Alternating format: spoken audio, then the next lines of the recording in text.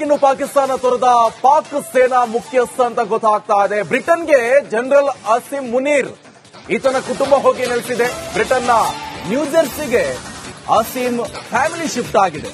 ಖಾಸಗಿ ಏರ್ಕ್ರಾಫ್ಟ್ಗಳಲ್ಲಿ ಬ್ರಿಟನ್ಗೆ ದೌಡಾಯಿಸಲಾಗಿದೆ. ಭಾರತ ಪಾಕ್ ನಡುವಿನ ಉದ್ವಿಗ್ನ ಪರಿಸ್ಥಿತಿ ಹಿನ್ನೆಲೆ ಶಿಫ್ಟ್ ಮಾಡಲಾಗಿದೆ.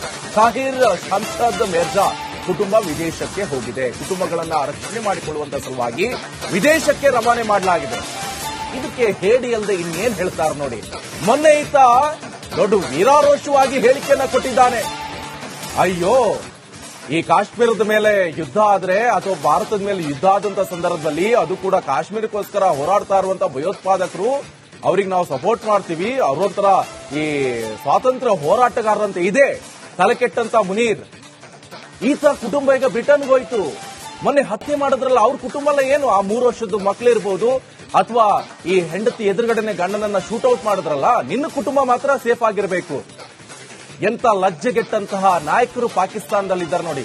ಈತ ಪಾಕ್ ಸೇನಾ ಮುಖ್ಯಸ್ಥ ಬೇರೆ, ನಾಚಿಕೆ ಆಗಬೇಕು, ಮಾನ ಮರ್ಯಾದೆ ಇರಬೇಕು.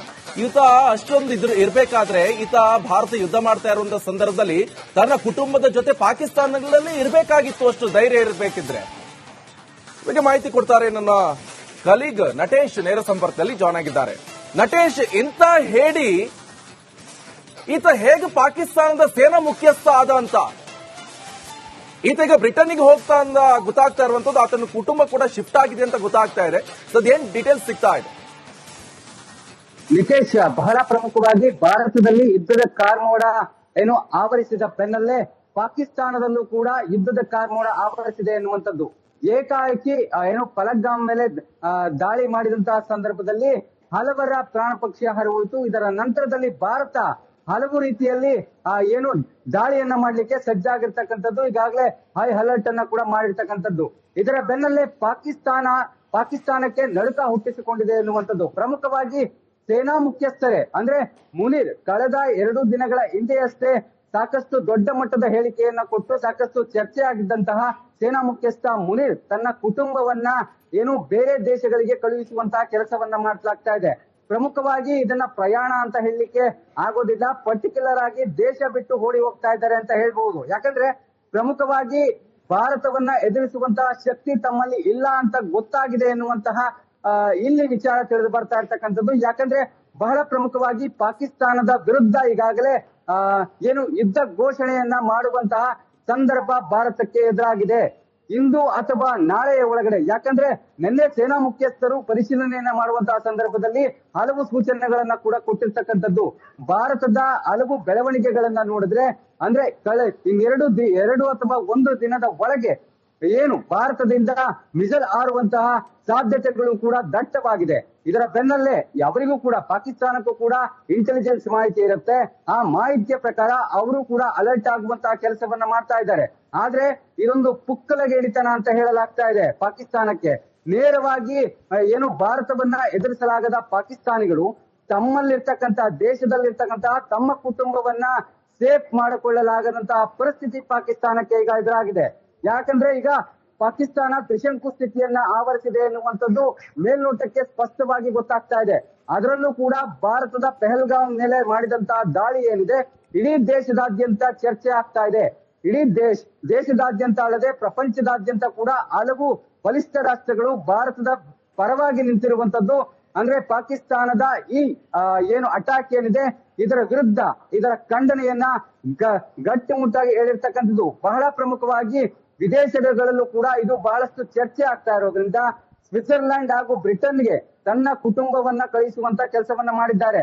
ನಾಟ್ ಓನ್ಲಿ ಏನೋ ಜನರಲ್ ಇರ್ಬೋದು, ಜೊತೆಗೆ ಉಳಿದ ಕಮಾಂಡೋಗಳಿರ್ಬೋದು ಅಥವಾ ಏನು ಸೇನೆಯ ಮುಖ್ಯ ಅಧಿಕಾರಿಗಳಿರ್ಬೋದು, ಎಲ್ಲರೂ ಕೂಡ ತಮ್ಮ ಕುಟುಂಬವನ್ನ ಸೇಫ್ ಮಾಡಿಕೊಳ್ಳುವ ವಿಚಾರದಲ್ಲಿ ಏನು ದೇಶ ಬಿಟ್ಟು ಬೇರೆ ದೇಶಕ್ಕೆ ಓಡಿ ಹೋಗುವಂತ ಕೆಲಸವನ್ನ ಕೂಡ ಮಾಡ್ತಾ ಇರ್ತಕ್ಕಂಥದ್ದು. ಇದರಿಂದಾಗಿ ಗೊತ್ತಾಗ್ತಾ ಇದೆ ಪಾಕಿಸ್ತಾನಕ್ಕೆ ಯಾವ ರೀತಿಯಾದಂತಹ ಭಯವನ್ನ ಭಾರತ ಹುಟ್ಟಿಸ್ತಾ ಇದೆ ಅಂತ ಹೇಳಿ. ಯಾಕಂದ್ರೆ ಪ್ರಧಾನಿ ನರೇಂದ್ರ ಮೋದಿ ಅವರು ಕೊಟ್ಟಂತ ಹೇಳಿಕೆ ಇತ್ತೀಚಿನ ದಿನಗಳಲ್ಲಿ ಅಂದ್ರೆ ಕಳೆದ 2-3 ದಿನಗಳಿಂದ ಕೇಂದ್ರ ಸರ್ಕಾರದ ಏನು ಪ್ರಮುಖ ನಿರ್ಧಾರಗಳಿರ್ಬೋದು, ಜೊತೆಗೆ ನಿನ್ನೆ ನಡೆಸಿದಂತ ಅಮಿತ್ ಶಾ ಸಭೆ ಏನಿದೆ ಇದು ಕೂಡ ಬಹಳಷ್ಟು ದೊಡ್ಡ ಮಟ್ಟದಲ್ಲಿ ಪಾಕಿಸ್ತಾನಕ್ಕೆ ಹೊಡೆತವನ್ನು ಕೊಡುವಂತಹ ನಿಟ್ಟಿನಲ್ಲಿ ಪ್ರಾಮುಖ್ಯತೆಯನ್ನು ಪಡೆದುಕೊಳ್ಳುತ್ತೆ. ಇದೆಲ್ಲವನ್ನ ಗಮನಿಸಿದ್ರೆ ಪಾಕಿಸ್ತಾನಕ್ಕೆ ಮುಂದಿನ ದಿನಗಳಲ್ಲಿ ದೊಡ್ಡ ಮಟ್ಟದ ಸಂಕಷ್ಟ ಎದುರಾಗುವಂತಹ ಸಾಧ್ಯತೆ ಇದೆ. ಅದು ರಾಜತಾಂತ್ರಿಕವಾಗಿರ್ಬೋದು ಅಥವಾ ಮಿಲಿಟರಿಯ ವಿಚಾರದಲ್ಲಿರ್ಬೋದು ಅಥವಾ ಬಾರ್ಡರ್ ವಿಚಾರದಲ್ಲಿರ್ಬೋದು. ಸಾಕಷ್ಟು ಅಸ್ತ್ರಗಳನ್ನ ಇಟ್ಟುಕೊಂಡು ಭಾರತ ತನ್ನ ಅಂದ್ರೆ ಪಾಕಿಸ್ತಾನದ ವಿರುದ್ಧದ ದಾಳಿಯನ್ನ ಮುಂದುವರಿಸುವಂತಹ ಎಲ್ಲಾ ಸಾಧ್ಯತೆಗಳು ಇದೆ. ಹಾಗಾಗಿಯೇ ಒಂದಷ್ಟು ಕಾಲಾವಕಾಶವನ್ನು ತೆಗೆದುಕೊಂಡು ಕಠಿಣ ನಿರ್ಧಾರಗಳನ್ನ ತೆಗೆದುಕೊಳ್ಳುವಂತಹ ಕೆಲಸವನ್ನ ಭಾರತ ಸ್ಪಷ್ಟವಾಗಿ ಮಾಡ್ತಾ ಇದೆ. Nikesh, all right, thank you Natesh, ನಿಮ್ಮಲ್ಲ ಮಾಹಿತಿ. ಇನ್ನು ಪಾಕಿಸ್ತಾನ ತೊರೆದ ಪಾಕ್ ಸೇನಾ ಮುಖ್ಯಸ್ಥ ಅಂತ ಗೊತ್ತಾಗ್ತಾ ಇದೆ. ಬ್ರಿಟನ್ಗೆ ಜನರಲ್ ಅಸಿಂ ಮುನೀರ್, ಈತನ ಕುಟುಂಬ ಹೋಗಿ ನೆಲೆಸಿದೆ. ಬ್ರಿಟನ್ನ ನ್ಯೂಜೆರ್ಸಿಗೆ ಅಸಿಂ ಫ್ಯಾಮಿಲಿ ಶಿಫ್ಟ್ ಆಗಿದೆ. ಖಾಸಗಿ ಏರ್ಕ್ರಾಫ್ಟ್ಗಳಲ್ಲಿ ಬ್ರಿಟನ್ಗೆ ದೌಡಾಯಿಸಲಾಗಿದೆ. ಭಾರತ ಪಾಕ್ ನಡುವಿನ ಉದ್ವಿಗ್ನ ಪರಿಸ್ಥಿತಿ ಹಿನ್ನೆಲೆ ಶಿಫ್ಟ್ ಮಾಡಲಾಗಿದೆ. ತಾಹಿರ್ ಶಂಸದ್ ಮಿರ್ಜಾ ಕುಟುಂಬ ವಿದೇಶಕ್ಕೆ ಹೋಗಿದೆ. ಕುಟುಂಬಗಳನ್ನ ರಕ್ಷಣೆ ಮಾಡಿಕೊಳ್ಳುವಂತ ಸಲುವಾಗಿ ವಿದೇಶಕ್ಕೆ ರವಾನೆ ಮಾಡಲಾಗಿದೆ. ಇದಕ್ಕೆ ಹೇಳಿ ಅಲ್ಲದೆ ಇನ್ನೇನ್ ಹೇಳ್ತಾರೆ ನೋಡಿ. ಮೊನ್ನೆ ಈತ ದೊಡ್ಡ ವೀರಾರೋಷವಾಗಿ ಹೇಳಿಕೆಯನ್ನ ಕೊಟ್ಟಿದ್ದಾನೆ. ಅಯ್ಯೋ, ಈ ಕಾಶ್ಮೀರದ ಮೇಲೆ ಯುದ್ಧ ಆದ್ರೆ ಅಥವಾ ಭಾರತದ ಮೇಲೆ ಯುದ್ಧ ಆದಂತ ಸಂದರ್ಭದಲ್ಲಿ ಅದು ಕೂಡ ಕಾಶ್ಮೀರಕ್ಕೋಸ್ಕರ ಹೋರಾಡ್ತಾ ಇರುವಂತ ಭಯೋತ್ಪಾದಕರು, ಅವ್ರಿಗೆ ನಾವು ಸಪೋರ್ಟ್ ಮಾಡ್ತೀವಿ, ಅವರೊಂಥರ ಈ ಸ್ವಾತಂತ್ರ್ಯ ಹೋರಾಟಗಾರರಂತೆ ಇದೆ ತಲೆಕೆಟ್ಟಂತ ಮುನೀರ್. ಈತ ಕುಟುಂಬ ಈಗ ಬ್ರಿಟನ್ಗೆ ಹೋಯ್ತು. ಮೊನ್ನೆ ಹತ್ಯೆ ಮಾಡಿದ್ರಲ್ಲ ಅವ್ರ ಕುಟುಂಬ ಎಲ್ಲ ಏನು, ಆ 3 ವರ್ಷದ ಮಕ್ಕಳಿರ್ಬೋದು ಅಥವಾ ಈ ಹೆಂಡತಿ ಎದುರುಗಡೆನೆ ಗಂಡನನ್ನ ಶೂಟೌಟ್ ಮಾಡಿದ್ರಲ್ಲ, ನಿನ್ನ ಕುಟುಂಬ ಮಾತ್ರ ಸೇಫ್ ಆಗಿರಬೇಕು. ಎಂತ ಲಜ್ಜೆಗೆಟ್ಟಂತಹ ನಾಯಕರು ಪಾಕಿಸ್ತಾನದಲ್ಲಿದ್ದಾರೆ ನೋಡಿ.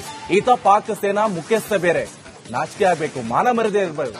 ಈತ ಅಷ್ಟೊಂದು ಇರಬೇಕಾದ್ರೆ ಈತ ಭಾರತ ಯುದ್ಧ ಮಾಡ್ತಾ ಇರುವಂತಹ ಸಂದರ್ಭದಲ್ಲಿ ತನ್ನ ಕುಟುಂಬದ ಜೊತೆ ಪಾಕಿಸ್ತಾನದಲ್ಲಿ ಇರಬೇಕಾಗಿತ್ತು. ಅಷ್ಟು ಧೈರ್ಯ ಇರಬೇಕಿದ್ರೆ.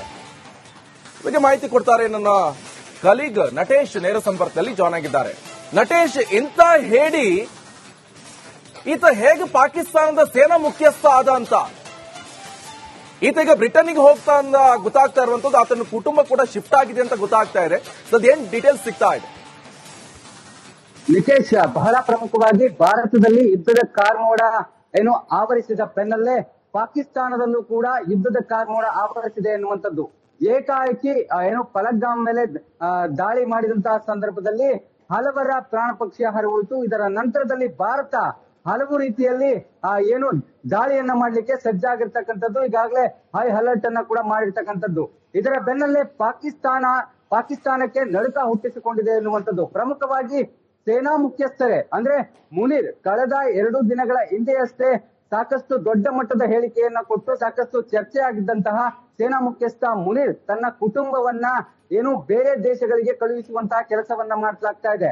ಪ್ರಮುಖವಾಗಿ ಇದನ್ನ ಪ್ರಯಾಣ ಅಂತ ಹೇಳಲಿಕ್ಕೆ ಆಗೋದಿಲ್ಲ, ಪರ್ಟಿಕ್ಯುಲರ್ ಆಗಿ ದೇಶ ಬಿಟ್ಟು ಓಡಿ ಹೋಗ್ತಾ ಇದ್ದಾರೆ ಅಂತ ಹೇಳ್ಬಹುದು. ಯಾಕಂದ್ರೆ ಪ್ರಮುಖವಾಗಿ ಭಾರತವನ್ನ ಎದುರಿಸುವಂತಹ ಶಕ್ತಿ ತಮ್ಮಲ್ಲಿ ಇಲ್ಲ ಅಂತ ಗೊತ್ತಾಗಿದೆ ಎನ್ನುವಂತಹ ಇಲ್ಲಿ ವಿಚಾರ ತಿಳಿದು ಬರ್ತಾ ಇರ್ತಕ್ಕಂಥದ್ದು. ಯಾಕಂದ್ರೆ ಬಹಳ ಪ್ರಮುಖವಾಗಿ ಪಾಕಿಸ್ತಾನದ ವಿರುದ್ಧ ಈಗಾಗಲೇ ಯುದ್ಧ ಘೋಷಣೆಯನ್ನ ಮಾಡುವಂತಹ ಸಂದರ್ಭ ಭಾರತಕ್ಕೆ ಎದುರಾಗಿದೆ. ಇಂದು ಅಥವಾ ನಾಳೆಯ ಒಳಗಡೆ, ಯಾಕಂದ್ರೆ ನಿನ್ನೆ ಸೇನಾ ಮುಖ್ಯಸ್ಥರು ಪರಿಶೀಲನೆಯನ್ನ ಮಾಡುವಂತಹ ಸಂದರ್ಭದಲ್ಲಿ ಹಲವು ಸೂಚನೆಗಳನ್ನ ಕೂಡ ಕೊಟ್ಟಿರ್ತಕ್ಕಂಥದ್ದು. ಭಾರತದ ಹಲವು ಬೆಳವಣಿಗೆಗಳನ್ನ ನೋಡಿದ್ರೆ ಅಂದ್ರೆ ಎರಡು ಅಥವಾ 1 ದಿನದ ಒಳಗೆ ಭಾರತದಿಂದ ಮಿಸೈಲ್ ಹಾರುವಂತಹ ಸಾಧ್ಯತೆಗಳು ಕೂಡ ದಟ್ಟವಾಗಿದೆ. ಇದರ ಬೆನ್ನಲ್ಲೇ ಅವರಿಗೂ ಕೂಡ ಪಾಕಿಸ್ತಾನಕ್ಕೂ ಕೂಡ ಇಂಟೆಲಿಜೆನ್ಸ್ ಮಾಹಿತಿ ಇರುತ್ತೆ. ಆ ಮಾಹಿತಿಯ ಪ್ರಕಾರ ಅವರು ಕೂಡ ಅಲರ್ಟ್ ಆಗುವಂತಹ ಕೆಲಸವನ್ನ ಮಾಡ್ತಾ ಇದ್ದಾರೆ. ಆದ್ರೆ ಇದೊಂದು ಪುಕ್ಕಲಗೇಡಿತನ ಅಂತ ಹೇಳಲಾಗ್ತಾ ಇದೆ ಪಾಕಿಸ್ತಾನಕ್ಕೆ. ನೇರವಾಗಿ ಭಾರತವನ್ನ ಎದುರಿಸಲಾಗದ ಪಾಕಿಸ್ತಾನಿಗಳು ತಮ್ಮಲ್ಲಿರ್ತಕ್ಕಂತಹ ದೇಶದಲ್ಲಿರ್ತಕ್ಕಂತಹ ತಮ್ಮ ಕುಟುಂಬವನ್ನ ಸೇಫ್ ಮಾಡಿಕೊಳ್ಳಲಾಗದಂತಹ ಪರಿಸ್ಥಿತಿ ಪಾಕಿಸ್ತಾನಕ್ಕೆ ಈಗ ಎದುರಾಗಿದೆ. ಯಾಕಂದ್ರೆ ಈಗ ಪಾಕಿಸ್ತಾನ ತ್ರಿಶಂಕು ಸ್ಥಿತಿಯನ್ನ ಆವರಿಸಿದೆ ಎನ್ನುವಂಥದ್ದು ಮೇಲ್ನೋಟಕ್ಕೆ ಸ್ಪಷ್ಟವಾಗಿ ಗೊತ್ತಾಗ್ತಾ ಇದೆ. ಅದರಲ್ಲೂ ಕೂಡ ಭಾರತದ ಪೆಹಲ್ಗಾಮ್ ಮೇಲೆ ಮಾಡಿದಂತಹ ದಾಳಿ ಏನಿದೆ ಇಡೀ ದೇಶದಾದ್ಯಂತ ಚರ್ಚೆ ಆಗ್ತಾ ಇದೆ. ಇಡೀ ದೇಶದಾದ್ಯಂತ ಅಲ್ಲದೆ ಪ್ರಪಂಚದಾದ್ಯಂತ ಕೂಡ ಹಲವು ಬಲಿಷ್ಠ ರಾಷ್ಟ್ರಗಳು ಭಾರತದ ಪರವಾಗಿ ನಿಂತಿರುವಂತದ್ದು. ಅಂದ್ರೆ ಪಾಕಿಸ್ತಾನದ ಈ ಅಟ್ಯಾಕ್ ಏನಿದೆ ಇದರ ವಿರುದ್ಧ ಇದರ ಖಂಡನೆಯನ್ನ ಗಟ್ಟಿಮುಟ್ಟಾಗಿ ಹೇಳಿರ್ತಕ್ಕಂಥದ್ದು. ಬಹಳ ಪ್ರಮುಖವಾಗಿ ವಿದೇಶಗಳಲ್ಲೂ ಕೂಡ ಇದು ಬಹಳಷ್ಟು ಚರ್ಚೆ ಆಗ್ತಾ ಇರೋದ್ರಿಂದ ಸ್ವಿಟ್ಜರ್ಲ್ಯಾಂಡ್ ಹಾಗೂ ಬ್ರಿಟನ್ಗೆ ತನ್ನ ಕುಟುಂಬವನ್ನ ಕಳಿಸುವಂತ ಕೆಲಸವನ್ನ ಮಾಡಿದ್ದಾರೆ. ನಾಟ್ ಓನ್ಲಿ ಜನರಲ್ ಇರ್ಬೋದು, ಜೊತೆಗೆ ಉಳಿದ ಕಮಾಂಡೋಗಳಿರ್ಬೋದು ಅಥವಾ ಏನು ಸೇನೆಯ ಮುಖ್ಯ ಅಧಿಕಾರಿಗಳಿರ್ಬೋದು ಎಲ್ಲರೂ ಕೂಡ ತಮ್ಮ ತಮ್ಮ ಕುಟುಂಬವನ್ನ ಸೇಫ್ ಮಾಡಿಕೊಳ್ಳುವ ವಿಚಾರದಲ್ಲಿ ಏನು ದೇಶ ಬಿಟ್ಟು Okay. ಬೇರೆ ದೇಶಕ್ಕೆ ಓಡಿ ಹೋಗುವಂತ ಕೆಲಸವನ್ನ ಕೂಡ ಮಾಡ್ತಾ ಇರ್ತಕ್ಕಂಥದ್ದು. ಇದರಿಂದಾಗಿ ಗೊತ್ತಾಗ್ತಾ ಇದೆ ಪಾಕಿಸ್ತಾನಕ್ಕೆ ಯಾವ ರೀತಿಯಾದಂತಹ ಭಯವನ್ನ ಭಾರತ ಹುಟ್ಟಿಸ್ತಾ ಇದೆ ಅಂತ ಹೇಳಿ. ಯಾಕಂದ್ರೆ ಪ್ರಧಾನಿ ನರೇಂದ್ರ ಮೋದಿ ಅವರು ಕೊಟ್ಟಂತ ಹೇಳಿಕೆ ಇತ್ತೀಚಿನ ದಿನಗಳಲ್ಲಿ ಅಂದ್ರೆ ಕಳೆದ 2-3 ದಿನಗಳಿಂದ ಕೇಂದ್ರ ಸರ್ಕಾರದ ಏನು ಪ್ರಮುಖ ನಿರ್ಧಾರಗಳಿರ್ಬೋದು, ಜೊತೆಗೆ ನಿನ್ನೆ ನಡೆಸಿದಂತ ಅಮಿತ್ ಶಾ ಸಭೆ ಏನಿದೆ ಇದು ಕೂಡ ಬಹಳಷ್ಟು ದೊಡ್ಡ ಮಟ್ಟದಲ್ಲಿ ಪಾಕಿಸ್ತಾನಕ್ಕೆ ಹೊಡೆತವನ್ನ ಕೊಡುವಂತಹ ನಿಟ್ಟಿನಲ್ಲಿ ಪ್ರಾಮುಖ್ಯತೆಯನ್ನು ಪಡೆದುಕೊಳ್ಳುತ್ತೆ. ಇದೆಲ್ಲವನ್ನ ಗಮನಿಸಿದ್ರೆ ಪಾಕಿಸ್ತಾನಕ್ಕೆ ಮುಂದಿನ ದಿನಗಳಲ್ಲಿ ದೊಡ್ಡ ಮಟ್ಟದ ಏನು ಸಂಕಷ್ಟ ಎದುರಾಗುವಂತಹ ಸಾಧ್ಯತೆ ಇದೆ. ಅದು ರಾಜತಾಂತ್ರಿಕವಾಗಿರ್ಬೋದು ಅಥವಾ ಮಿಲಿಟರಿಯ ವಿಚಾರದಲ್ಲಿರ್ಬೋದು ಅಥವಾ ಬಾರ್ಡರ್ ವಿಚಾರದಲ್ಲಿರ್ಬೋದು. ಸಾಕಷ್ಟು ಅಸ್ತ್ರಗಳನ್ನ ಇಟ್ಟುಕೊಂಡು ಭಾರತ ತನ್ನ ಅಂದ್ರೆ ಪಾಕಿಸ್ತಾನದ ವಿರುದ್ಧದ ದಾಳಿಯನ್ನ ಮುಂದುವರಿಸುವಂತಹ ಎಲ್ಲಾ ಸಾಧ್ಯತೆಗಳು ಇದೆ. ಹಾಗಾಗಿಯೇ ಒಂದಷ್ಟು ಕಾಲಾವಕಾಶವನ್ನ ತೆಗೆದುಕೊಂಡು Yes. ಕಠಿಣ ನಿರ್ಧಾರಗಳನ್ನ ತೆಗೆದುಕೊಳ್ಳುವಂತಹ ಕೆಲಸವನ್ನ ಭಾರತ ಸ್ಪಷ್ಟವಾಗಿ ಮಾಡ್ತಾ ಇದೆ. Nikesh, all right, thank you Natesh, ನಿಮ್ಮಲ್ಲ ಮಾಹಿತಿ.